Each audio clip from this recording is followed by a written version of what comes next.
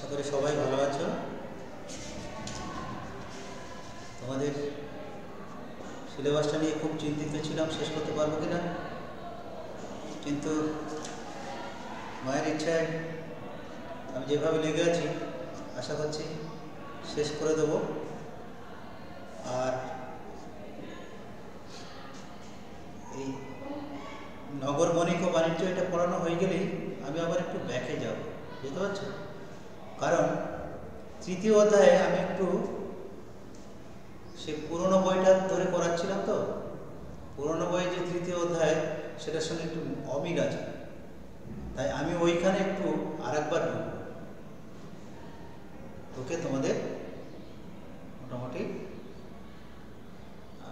যেটা ভুল আমি করেছিলাম, ভুল করিনি, ওই পড়ার মধ্যেই রেখেছি, পড়াশোনার মধ্যেই আছে, ওটা হয়তো অন্য অধ্যায়ে চলে গেছে। হ্যাঁ, তাহলে সেটা তোমরাও পাবে পরে। এখনই তোমাদের বইয়ের মধ্যে যে সংশোধিত যে বইটি তাতে যা আছে সেগুলোকে আমাকে পড়াতে হবে, তাই আমি একটু ব্যাকে ফিরব। আর এই এক সপ্তাহের মধ্যে আমি চেষ্টা করবো ওইখানে করা। আজকে দেখো পড়াবো যে বাণিজ্য সম্পর্কে বলা হচ্ছিল, বাণিজ্যের কথা, বণিক ও বাণিজ্য সম্পর্কে চলছে। এখানে আমরা দেখবো দেশ ও বিদেশের বাণিজ্য, এই অংশটা দেখব, দেশ ও বিদেশের বাণিজ্য। তারপরে আছে ভারতে বিদেশি বণিকের আগমন, যেহেতু ব্যবসা বাণিজ্যের ব্যাপার, তাহলে বাইরের থেকেও আসবে এবং ভারত থেকেও বাইরে যাবে, আমদানি রপ্তানির ব্যাপার থাকবে, তা নাহলে ব্যবসায় হয় না। ব্যবসা বড় হতে গেলে, ব্যবসা ঠিকভাবে চলতে গেলে কিন্তু ওই আমদানি রপ্তানি এবং পারস্পরিক সম্পর্ক, বিদেশের সঙ্গে সম্পর্ক, বিদেশের বণিকদের আবার অন্যান্য দেশের সঙ্গে সম্পর্ক, এই সব সম্পর্কগুলো গড়ে না উঠলে কখনই সাম্রাজ্য পরিচালনা করা বা দেশের অর্থনৈতিক দিক ভারসাম্য রক্ষা করা কখনই সম্ভব নয়। তাহলে এখানে আমরা দেখব, তোমরা ইতিমধ্যে নিশ্চয়ই দেখে নিয়েছো, ডান দিকে একটা এই 103-এর পাতায় বণিক, সরাফ, দালাল, বীমা ব্যবস্থা, এইগুলি যে আছে এগুলো একটু দেখবে ভালো করে পড়বে। ওই ব্যাপারগুলো এখানে বাঁ দিকটাতে আলোচনা করছে। দেখো, ভারতে যে সকল জিনিস তৈরি হচ্ছিল তখন মধ্যযুগে, যেগুলো অতিরিক্ত, সেগুলোকে ভারতের মধ্যে রাখলে ভালো থাকবে, ভালো হবে? হতেই পারে না। সেগুলিকে বিদেশে পাঠাতে পারলে বরং বৈদেশিক মুদ্রা বা বৈদেশিক কোনো জিনিসপত্র পাওয়া যায়। যদি আদান প্রদান হয়, যদি বিনিময় প্রদান হয়, সেটাও লাভ। ভারতবর্ষে যে জিনিসের অভাব, সেই জিনিসগুলি আমরা বাইরে থেকে নিয়ে আসবো। ভারতবর্ষে পর্যাপ্ত যে জিনিসগুলো পাওয়া যায় সেগুলো বাইরে পাঠিয়ে দেব। এই যে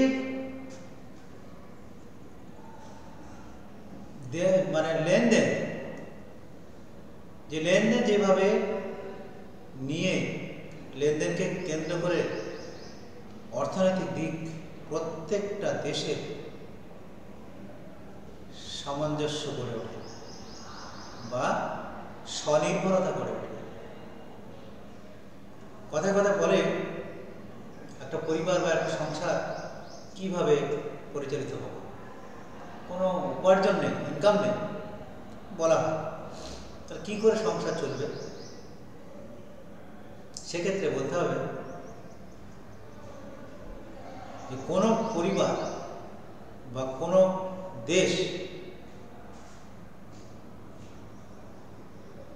সুখ স্বাচ্ছন্দ্যের অধিকারী তখনই হয় যখন তার অর্থনৈতিক দিক সম্পূর্ণ থাকে, স্বয়ংসম্পূর্ণ থাকে। আর এই অর্থনৈতিক দিক স্বয়ংসম্পন্ন না থাকলে কখনই সেই পরিবার বা সেই রাষ্ট্র বা সেই দেশ কখনই সচ্ছল হয় না, সুস্থভাবে পরিচালিত করতে পারে না। কি হয় ভেতরে? ঝগড়াঝাটি, পরিবারের মধ্যে একান্নবর্তী পরিবারের মধ্যে ঝগড়াঝাটি শুরু হয়ে যায়। দেশের মানুষের সঙ্গে এক দেশের মানুষের সঙ্গে আর এক দেশের মানুষের মধ্যে বিভিন্ন স্টেটগুলো তারাও অশান্তিতে ভোগ করে, তারাও হুমকি দেখায়। এই সব কারণে অর্থনৈতিক দিক একটা বড় দিক। এই দিক পরিপূর্ণ রূপ না থাকলে কোনো দেশের কখনোই মঙ্গল হতে পারে না। তাহলে দেখো, ভারতের তৈরি জিনিসপত্রগুলি, দ্রব্য সামগ্রীগুলি কোথায় যেত? বাইরের দেশে।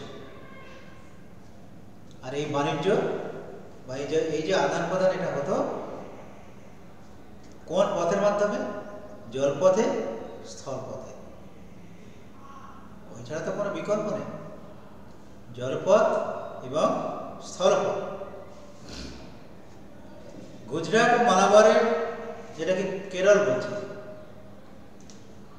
বন্দরগুলো থেকে পশ্চিম দিকে আরব সাগর, পারস্য উপসাগর ও লোহিত সাগরের তীরবর্তী দেশে প্রধানত কি কি যেত? বস্ত্র, মশলা, নীল ও খাদ্যশস্য। তাহলে দেখো, বলা হলো জলপথে এবং স্থলপথে। জলপথ কোথা থেকে যাচ্ছে? যে আরব সাগর, মানে পশ্চিম দিকে, আমাদের ভারতবর্ষের পশ্চিম দিকে বিভিন্ন বন্দরগুলি থেকে, কেরল বা ওইসব এলাকার যে বন্দরগুলি, সেখান থেকে সাগর মারফত বিদেশে বিভিন্ন রকম জিনিসপত্র বা দ্রব্য সামগ্রী, উৎপাদিত জিনিসপত্রগুলি যাচ্ছে। সেই উৎপাদিত জিনিসপত্রগুলি কি কি? বস্ত্র, মশলা, নীল, খাদ্যশস্য, এসব। তাহলে বস্ত্রের কথা তোমরা নিশ্চয়ই জেনে থাকবে, যে তাঁতের জিনিসপত্র, বিশেষ করে শৌখিন, সূক্ষ্ম তাঁত বস্ত্র, সুতি বস্ত্র, এগুলি কিন্তু বিদেশের বাজারে খুব বেশি মূল্যবান হতো। সবাই এগুলি ব্যবহার করে আরাম পেত। আর কি কি? মশলা। ভারতে প্রচুর পরিমাণে মশলা উৎপন্ন হতো। এইগুলি মশলা, খাদ্যশস্য, এগুলি সাধারণত বিভিন্ন দেশে চলে যেত, ওই সমুদ্র এলাকাবর্তী এলাকা দেশগুলিতে ব্যবহার করত। এবারে দেখো কি আসতো সুলতানি যুগে।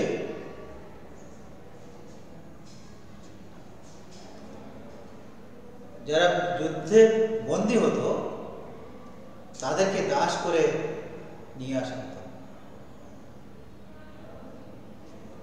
এবং তাদেরকে আবার পশ্চিম এশিয়া থেকে রপ্তানি করা হতো।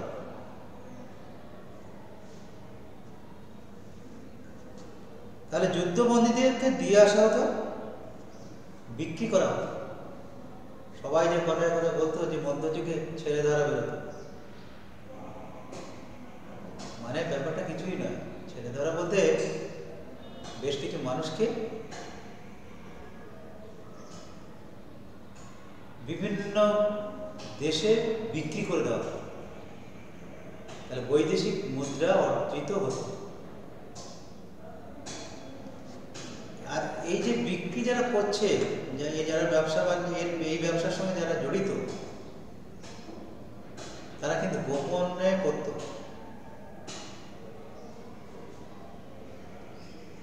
কোনো কোনো সময় রাজা বা সম্রাট সমর্থন করত, জানিয়েছে, কারণ সাম্রাজ্যের অর্থনৈতিক দিক পরিপূর্ণ করতে হবে, তাই তারা সমর্থন জানিয়েছে। আবার কোনো কোনো সময় সমর্থন জানানো হয়নি। তাহলে ওর পরিবর্তে কি আনা হতো? দেখ, তার পরিবর্তে ওইসব বিভিন্ন দেশ থেকে আনা হতো ঘোড়া, কাঁচের তৈরি সামগ্রী, শাটিন কাপড়, এই ধরনের। শাটিন কাপড়টা ঠিক আমি আজকে বলতে পারলাম না, পরে আমি দেখে বলে দেবো। যাই হোক, এটা উন্নত ধরনের কাপড়। আমাদের যেমন বস্ত্র উন্নত ধরনের, খুব সূক্ষ্ম বস্ত্র, তাঁত বস্ত্র, সেগুলোকে পাঠানো হতো। ঠিক এই ধরনের কাপড় সম্ভবত হতে পারে, মূল্যবান কাপড়, যেটা বাইরে থেকে আসতো। তাহলে ঘোড়া, কাঁচের তৈরি সামগ্রী, শাটিন কাপড়। আর সব ভারতীয় শাসকরাই ঘোড়া আমদানিতে উৎসাহ দিত, কারণ ভারতে ভালো মানের ঘোড়া পাওয়া যেত না। এমনকি ভালো মানের ঘোড়া জন্মাতো না। হতে পারে বিভিন্ন কারণে, হতে পারে জলবায়ু, হতে পারে আবহাওয়া, হতে পারে পরিবেশ, হতে পারে। যেমন ভালো পরিবেশে ভালো পড়াশোনা হয়, ঠিক আছে। আর পরিবেশ খারাপ থাকলে, পরিবেশ যদি দূষিত থাকে, তাহলে পড়াশোনা কম হবে, ভালো হবে না। সেক্ষেত্রে এখানেও তাই, ভারতে উন্নত মানের কোনো ঘোড়া ভারতে পাওয়া যেত না, তাই বাইরে থেকে আনা হতো, আমদানি করা হতো। আর কোথা থেকে আনা হতো? বাইরের দেশ বলা হচ্ছে যে পারস্য, এডেন ও ইয়েমেন থেকে। পারস্য, এডেন ও ইয়েমেন থেকে ঘোড়া, উন্নত মানের ঘোড়া আনা হতো। ঘোড়ার কি কাজ বলো? যোগাযোগ ব্যবস্থার জন্য, দ্রুত এক স্থান থেকে অন্য স্থানে যাওয়া। আর তখন তো রেলগাড়ি ইত্যাদি এসবগুলো তো হয়নি, দ্রুতগামী যানবাহন শুরু হয়নি, চালু হয়নি। তখন এইভাবে ঘোড়ার মাধ্যম দিয়ে আমদানি রপ্তানি বা জিনিসপত্রগুলোকে নিয়ে যাওয়া হতো, পাওয়া হতো। সুলতানি আমলে এবং মুঘল আমলের প্রথম দিকে গুজরাটের ব্রজ ও কাম্বে বন্দরটি এই বাণিজ্যের প্রবেশ পথ ছিল। তার সুলতানি আমলে একবারই সমুদ্র পথে, সমুদ্রের নিকটবর্তী কি বন্দর? ব্রজ ও কাম্বে বা কাম্বে, এই দুটি বন্দর বাণিজ্যের জন্য সবসময় খোলা থাকে। এটা সামুদ্রিক বন্দর। তাহলে জলপথের কথা বলা হচ্ছে, কিন্তু এখনো স্থল পথের কথা বলা হয়নি।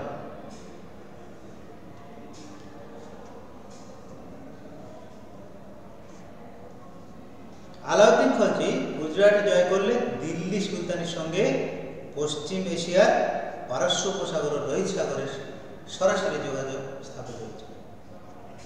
আলাউদ্দিন খলজির সময় তিনি যখন দক্ষিণ ভারত জয় করলেন, তখন সরাসরি দক্ষিণ ভারতের সঙ্গে উত্তর ভারতের যোগাযোগ গড়ে ওঠে, সরাসরি যোগাযোগ গড়ে ওঠে। এবং সেই সাথে সাথে লোহিত সাগরের তীরবর্তী এলাকায় যে সকল দেশগুলি, সেক্ষেত্রে সেই জায়গাগুলিতেও ব্যবসা বাণিজ্যের ক্ষেত্র সম্প্রসারিত করা হয়েছে।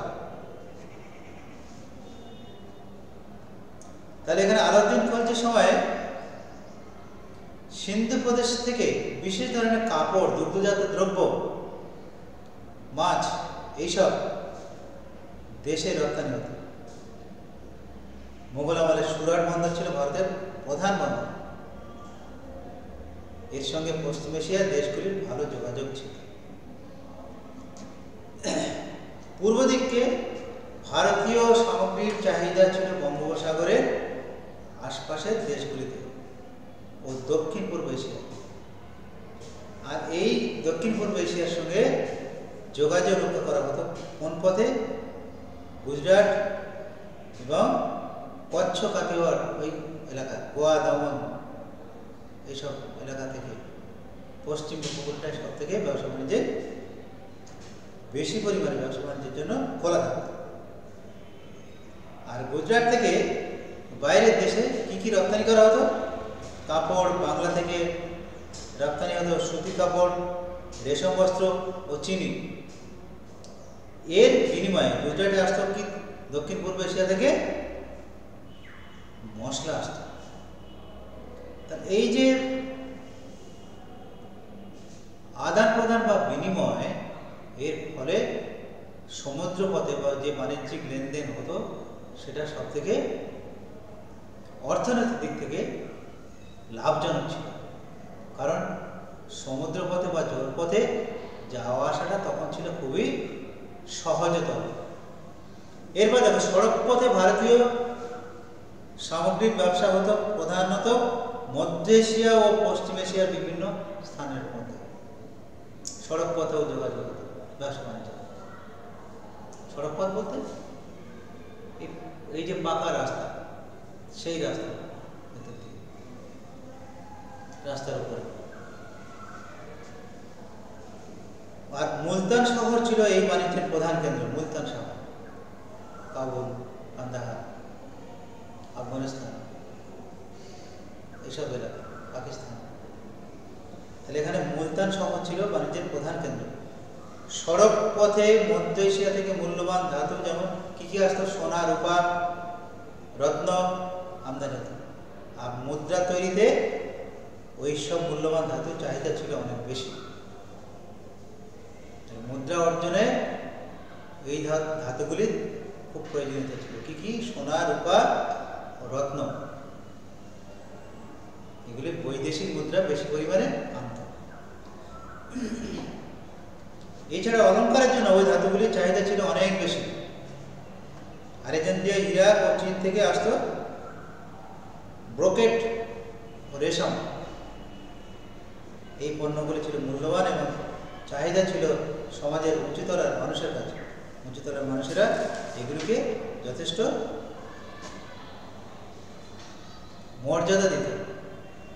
মধ্যযুগে সমুদ্র বাণিজ্যে নানা দেশের বণিকরাই অংশগ্রহণ করত। তার সামুদ্রিক যে বাণিজ্য হতো সেটা নানা দেশের বণিক তারা অংশগ্রহণ করত। বিভিন্ন দেশের সঙ্গে যোগাযোগ গড়ে উঠলে যে দেশ তাদের আভ্যন্তরীণ প্রয়োজন মেটানোর জন্য যে যে দ্রব্য সামগ্রীগুলো দরকার সেগুলো কিন্তু তারা বাইরে থেকে আনতে পারত। আর এর জন্যই এই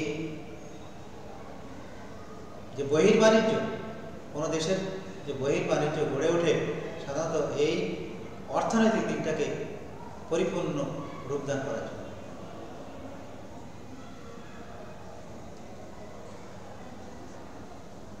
তাহলে ভারতীয় বণিকদের মধ্যে গুজরাটি, মালাবারি, তামিল, উড়িয়া, তেলেগু ও বাঙালি বণিকরা সুনাম অর্জন করেছে। এই বণিকরা ধর্ম ছিল হিন্দু, মুসলমান ও জৈন। এরা আরব, পার্সিক ও দক্ষিণ পূর্ব এশিয়ার বণিকদের সঙ্গে যথেষ্ট যোগাযোগ রক্ষা করতে পারত। আর বিভিন্ন ভাষাভাষী মানুষ থাকায় তাদের মধ্যে যোগাযোগ ব্যবস্থা শুধু অর্থনৈতিক দিক নয়, সাংস্কৃতিক আদান প্রদান, শিক্ষার বিষয়ে আদান প্রদান, ধর্মীয় আদান প্রদান ইত্যাদি আমরা লক্ষ্য করি। তাহলে যে সকল মানুষেরা ব্যবসা বাণিজ্যের মাধ্যমে স্বাবলম্বী হয়েছে, স্বাবলম্বী হওয়ার পিছনে সেই দেশের প্রধান শাসক বা প্রধান সুলতান, যিনি পরিচালক, দেশ পরিচালক, তার কিন্তু অবদান অনেক অনেক বেশি। আর এইভাবে ব্যবসা বাণিজ্য করতে করতে একটা বণিক সম্প্রদায় বা ব্যবসায়িক সম্প্রদায় গড়ে উঠেছে। দেখো এখানে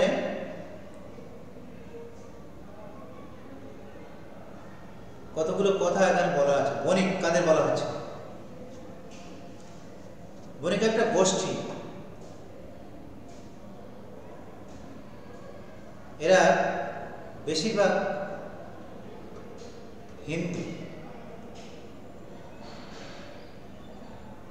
সুফি সাধকরাও ব্যবসা বাণিজ্য করতো, ওরাও বণিক সম্প্রদায়ের মধ্যে পড়ে। সরাব, আজকে ব্যাংকের মতো সেখানে টাকা বিনিময়ের কাজ করা হতো। ব্যাংকের মতো সরাব হলো আজকালের যে ব্যাংক তার মতোই, মানে সেখানে জমা হবে আবার প্রয়োজনে তোলা হবে। দালাল কি করবে? ক্রেতা বিক্রেতার মধ্যস্থতা করবে, সেখানে মাঝখানে থাকবে, থেকে তার একটু বেনিফিট বা মুনাফা বা লভ্যাংশ সে কিন্তু আদায় করবে। আর বিমা ব্যবস্থা কি? যে ব্যবসায়ীরা দূরপাল্লার বাণিজ্যে ঝুঁকি নিয়ে পণ্য পাঠাতে পারত, আর এই পণ্য পাঠাতে গেলে তাদের কতগুলো কাজ করতে হতো, কতগুলো পেপারে সাইন করতে হতো, এখনকার দিনে যেমন করা হয়। এটা ফিক্সডের মতো, হয়তো 1 বছর ধরে ব্যবসা করবে, বাণিজ্য করবে, 1 বছরের জন্য একটা টাকা সংরক্ষিত বা গচ্ছিত করবে, পরে সে অবাধে ব্যবসা বাণিজ্য করতে পারবে। আর এই অবাধ ব্যবসা বাণিজ্য করার জন্য এই ধরনের বিমা ব্যবস্থা থাকলে খুবই ভালো হয়। কারণ একজন ব্যবসায়ী বা বণিক যদি কোনোভাবে ক্ষতিগ্রস্ত হয় বা ব্যবসা করতে গিয়ে কোনো রকম তার প্রয়াণ ঘটে কোনোভাবেই, তাহলে সে এককালীন বেশ কিছু অর্থ সে পেয়ে যাবে, তার সংসার প্রতিপালিত হবে। এই হচ্ছে তোমাদের আজকের বিষয়, যে দেশ ও বিদেশের বাণিজ্য। এর পরের দিন, তবে এই ব্যবসা বাণিজ্যের সুবাদে দেশ বিদেশের সঙ্গে অনেক সংগ্রাম হয়েছে, লড়াই হয়েছে, যুদ্ধ হয়েছে। আমাদের দেশের কথা মনে করো, এখানে ব্যবসা বাণিজ্য করতে এসেছিল ইংরেজ, ওলন্দাজ, ফরাসি সবাই, কিন্তু সব থেকে লোভী ছিল ইংরেজরা। ওরা ব্যবসা বাণিজ্য করতে এসে আমাদের এই দেশের অর্থনৈতিক দিকটাকে শোষণ করেছিল, আর সেই শোষণ করার জন্য তার প্রতিদান তাদের দিতে হয়েছিল। পরবর্তীকালে আমরা দেখব যে ভারতীয়রা তারা ঐক্যবদ্ধ হয় এবং বিভিন্ন সময় তারা আন্দোলন করে। তারা একবারই নিঃস্বার্থভাবে কেউ কিন্তু কোনো দেশে যায়নি ব্যবসা বাণিজ্য করার জন্য, হ্যাঁ, বা এমনি বেড়াতে বা কোনো ধর্ম প্রচার করতে। তারা কিন্তু লোভ, মোহ, কামনা বাসনাকে নিয়ে তারা কিন্তু গিয়েছিল। তাহলে দেশের সঙ্গে বহির্দেশের যে ব্যবসা বাণিজ্যের এই হলো বৈশিষ্ট্য। রইল এই পর্যন্ত, পরের দিনে দেখি কি হয়। আর 2 দিন হয়তো লাগবে, দুটোটা আসলে ভালো থেকো সবাই। সবাই পড়াশোনা করো মন দিয়ে, বিষয়গুলো একটু করে পড়ো, প্রশ্ন তোমরা